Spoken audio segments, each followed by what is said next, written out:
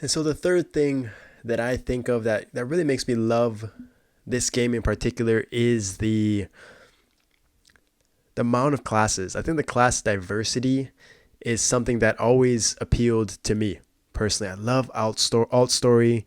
I love trying out new classes, different play styles. I think every class has its own sort of toolkit that is very unique to that specific class, right? I guess the only thing I can relate to, I always talk about, is World of Warcraft, where I always loved classes that weren't just DPS. Like, I always like classes that could be a tank, a DPS, and a healer. So, like a monk, for example, um, or a paladin, where it it never felt it always felt like there was something new to learn or something new to explore, to min max, to master. And that's sort of what why I started to enjoy the game even more recently because of my Demon Slayer, because um, gearing that up, that playstyle is completely different, right? Back a few years back when I started my YouTube channel, Hard Magnus was my what made me really love the game. Right, I was doing solo Hard Magnus. I was helping other people out. I got to play classes I would never ever dream of playing.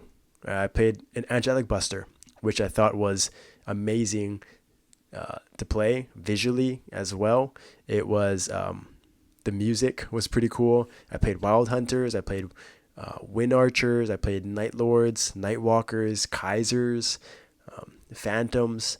I, there was the whole the shades. Just the amount of classes that that are out there um, is just it's only going to get greater, right? And I think that is something that I really find myself wanting to explore more of, right? And so, besides my paladin, besides my demon slayer, my next goal maybe is to gear up a third class, right? I always enjoyed bishop because it's completely different. I feel like there's always things that you can do besides DPS to help the team, to min max, keep people alive, to kind of show off some sort of a skill set that is something that you just can't find in a paladin or a demon slayer or any other class for that matter. Like I also have a Sia that's like level 205 that fascinated me because of the combo classes, because of hourglass, because of the bursts, because of the combos, the amount of options you have to um, you know just try something new depending on the what the game has to offer, depending on your team, depending on the boss. And I think that is um, something that's very I feel like it's very unique to Maplestory. It could be wrong, but I feel like just the amount of classes that they have is something that is not very common in a lot of games. And so just the fact that I get to see like people playing like Pathfinder or in Iran or like Ice Lightning Mages are pretty unique. Buccaneers, there's all these classes that are pretty, you know, under showcased that when I see one, I'm always interested to learn more about it and see what kind of damage it does, what kind of toolkit it has, the survivability and things like that. So that has always been something that has drawn me to MapleStory, and it never really makes it dull, right? Even though re-rolling is challenging, it's still, like when new classes come out, every single one, it's fun. It's new and it's exciting, and I think that's something that they really emphasize trying to do, bringing out new classes every year and making them aesthetically pleasing, make them unique in their own way. And that is something that I really love about the game. And then the final thing that is very fun about Maple that I really enjoy is sort of the accessories per se. And that kind of, when I think about it, it's like fashion story. I love like the new looks that they come out with, the royal stuff, the hairstyles, the skin colors, the faces that it makes. Um, you know, the I like that the pets that they have. I really like that aspect. People always have cool little ways to dress up their characters.